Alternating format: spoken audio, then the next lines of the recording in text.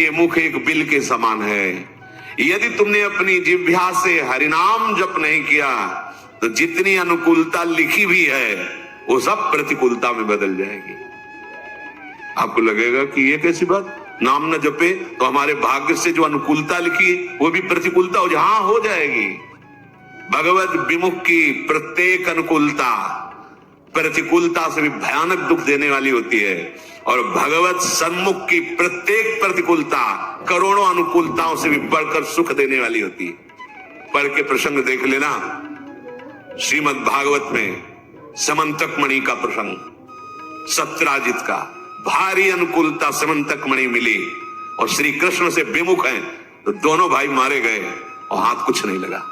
भारी अनुकूलता भारी प्रतिकूलता में है यदि भगवत विमुख हो, तभी तो जिसको लगता है कि मैंने जीवन में बहुत कुछ प्राप्त किया, यश मान सम्मान प्रतिष्ठा रुपया पैसा, ये क्या है जैसे स्वप्न में राजा बने जगे तो कुछ नहीं, ऐसे ही जिस समय अंतिम समय आएगा उस समय तुम्हारे होश ठिकाने होंगे पर तुम कुछ करने लायक नहीं होगे। इसलिए जो नाम जप नहीं कर रहे, मानो अपने जीवन को जितनी भी अनुकूलता सब प्रतिकूलता में बदल रहे हैं। जो प्रभु के नाम का स्मरण करते हुए आनंद नहीं आ रहा, रोमांच नहीं हो रहा, प्रभु की नाम महिमा, प्रभु का रूप, प्रभु की लीला सुनकर तुम्हारा हृदय आनंदित नहीं फट जाना चाहिए। हृदय किस काम का, फूटहु नयन फूट जाए नेत्र ऐसे जिनसे भगवान नाम लेकर के आंसू ना निकले। हम प्रभु की चर्चा सुने, अपने प्राणाधार प्रभु की बात करें और हमारी आंखें सुखी हो, कपोल भीगे ना, क्या जीवन। ही फाटहु फूटहु नयन रसना कटो जो अनरटो निरख फुटो नयन। हे भूलो मत, यदि एकांत में बैठकर अपने प्रियालाल का स्मरण करते हुए पुलकावली नहीं आती, जैसे काम ही नारी प्यार जिम लोभी जिम प्रिय दाम। कामी पुरुष एकांत में बैठकर जब उसका चिंतन होता है तो सामने कामनी का रूप होता है और अपने उसी चिंतन में पुलकित हो रहा है। ऐसा ही प्रेम हमें प्रभु से हो जाए।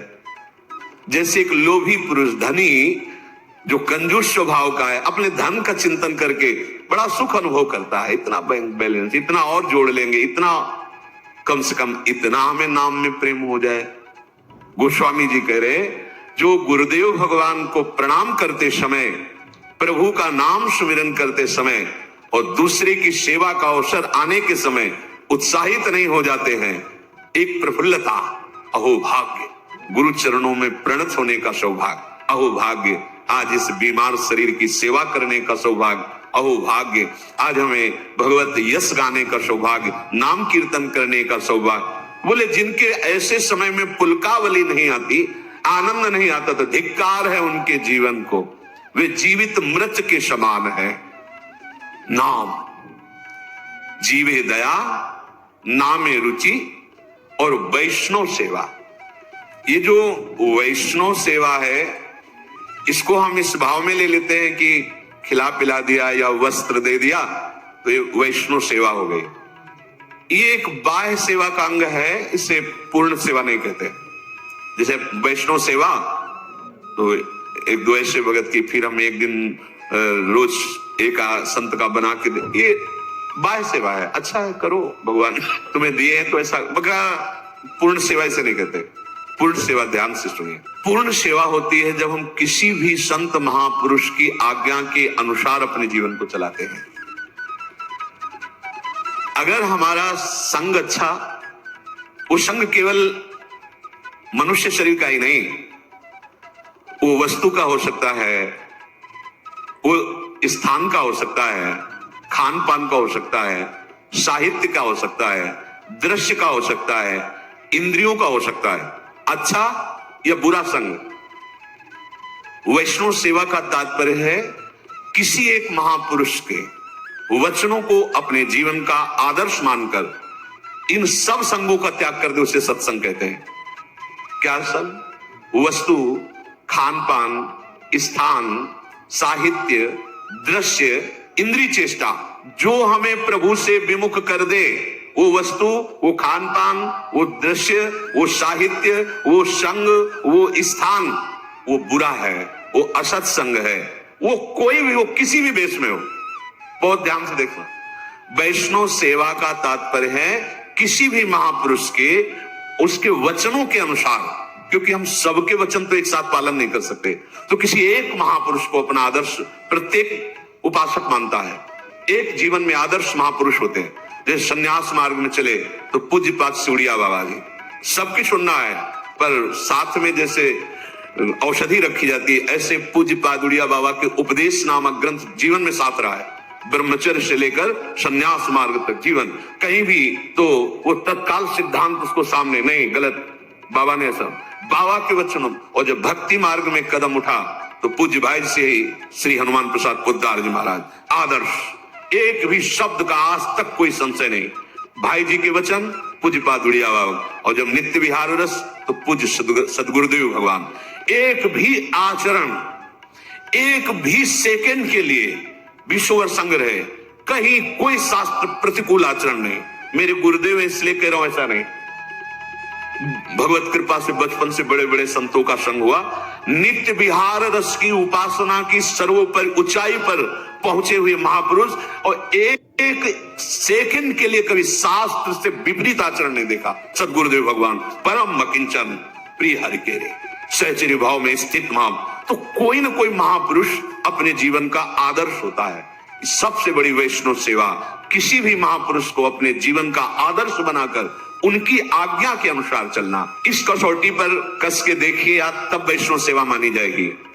कोई भी स्थान, खान पान, साहित्य, दृश्य, इंद्रियों की चेष्टा, जो मुझे किसी भी आदर्श जिसको हमने माना महापुरुष, उसके विपरीत ले जाए, वो सब कुसंग।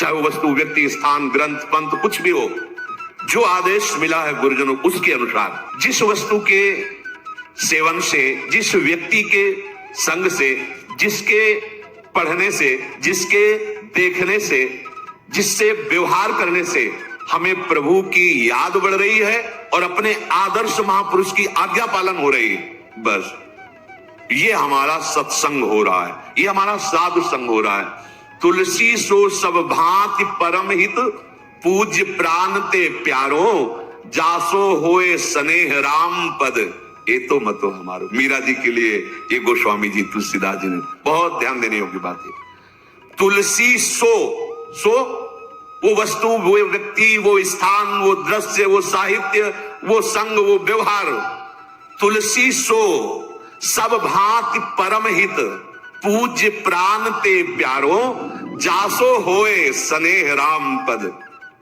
ये तो बतो, जिस वस्तु के सेवन से, जिसके संग से, जिसके पठन से हमें प्रभु से प्यार हो जाए, स्नेह राम पद, ये तो यही सबसे बड़ा संग।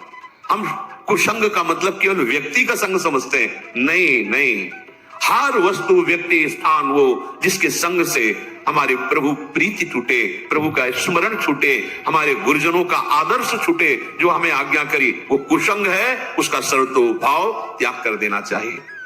यदि बड़े से बड़ा अपमान, बहुत ध्यान देना, बहुत अमृतमय बात है, बड़े से बड़ा अपमान, बड़े से बड़ा दुख तुम्हें भगवान की याद में डुबो दिया, तो धन्य है वो अपमान और धन्य है वो दुख, और धिक्कार है उस सम्मान और सुख को जिसे भगवान की विस्मृति करा दी।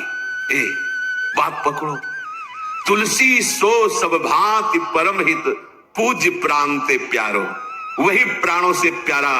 मानो भयानक दुख है, लेकिन राधा राधा राधा तो बलिहार है इस दुख की, जो राधा राधा रटा रहा है। बलिहार है उस तिरस्कार, अपमान, निंदा की, जिसने मुझे भगवान का मार्ग दे दिया, और धिक्कार है उस सम्मान और दुलार और उस प्यार को, जिसने प्रभु से विमुख करके भोगों में फंसा दिया। बात को समझो। साधु सेवा या गुरु सेवा या वैष्णव सेवा का अर्थ क्या है? उनकी आज्ञा पर चलना, और उनकी आज्ञा से हमें कोई गिरा दे, वो कोई भी हो।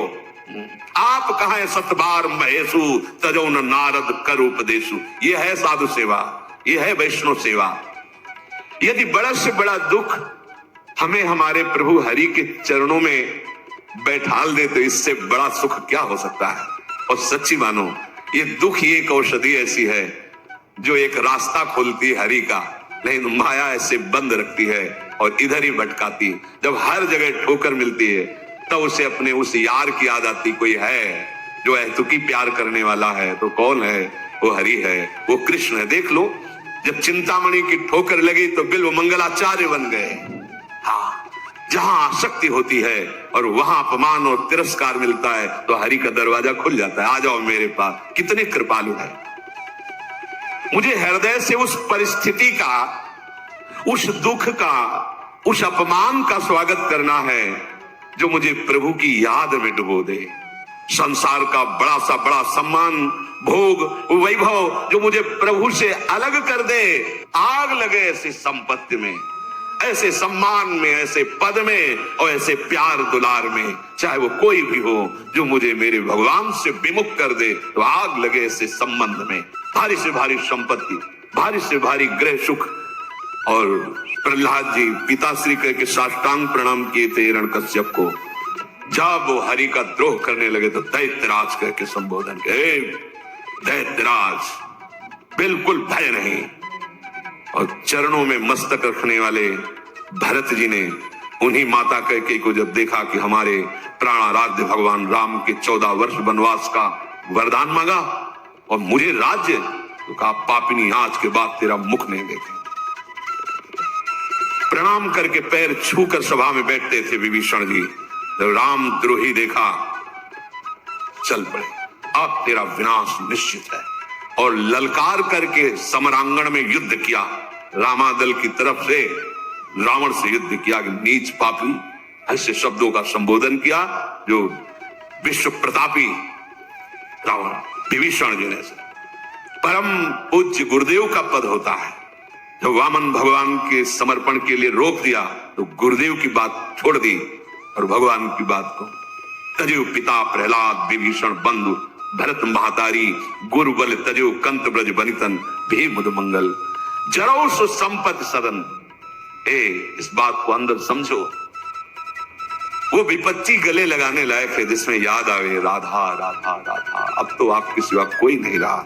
बलिहारी है उस परिस्थिति की और उस विपत्ति की जिन्हें मुझे प्रियाजू का बना दिया, जिसने मुझे राधा नाम रटने का सौभाग्य प्रदान किया। और धिक्कार है उस सुख को, उस भोग को, उस पद को, उस सुहृद संबंधियों को जिनसे मैं भगवान से विमुख हो जाऊं, भगवत विस्मरण हो जाए, जो प्रभु से अलग कर दे। वो सब सुख आग लगाने लायक हैं जो हमें प्रभु से विमुख कर दे। इसलिए साधु संग या वैष्णव सेवा का स्वरूप यही कि हम उनकी आज्ञा के अनुसार अपने जीवन को इस कसौटी पर कसते रहें कि किस वस्तु व्यक्ति स्थान के संग से प्रभु का विस्मरण होता है, किस वस्तु व्यक्ति स्थान के संग से प्रभु का